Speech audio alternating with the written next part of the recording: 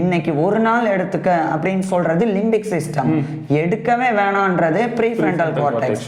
எது நமக்கு நல்லது சொல்லும்? அது ப்ரீஃப்ரண்டல் கார்டெக்ஸ். அப்ப அது சொல்றத நம்ம கேட்கணும். இன்னைக்கு எடுத்துக்க சொல்லி லிம்பிக் சிஸ்டம் சொன்னா நான் எடுத்துக்க மாட்டேன் அப்படின்னு அதுக்கு சண்டை போடணும்.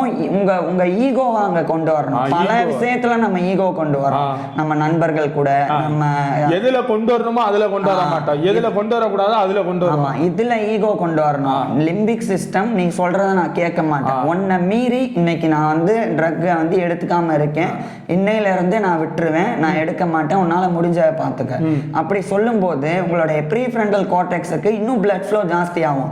ஏன்னா பாசிட்டிவான தாட் உங்களுக்குள்ள வரும்போது பயங்கரமான ஒரு எண்ண ஓட்டம் உங்களுக்குள்ள வந்து அதன் மூலமா ப்ரீஃப்ரண்டல் கார்டெக்ஸ் வந்து தட்டி எழுப்பப்படும்.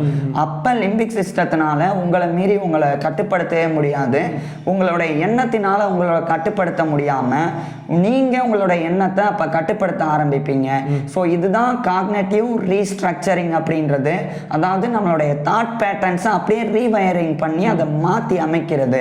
அப்படி மாற்றி அமைக்கிறதன் மூலமா ட்ரக் அடிக்ட்ல இருந்து வெளியே வர முடியும்.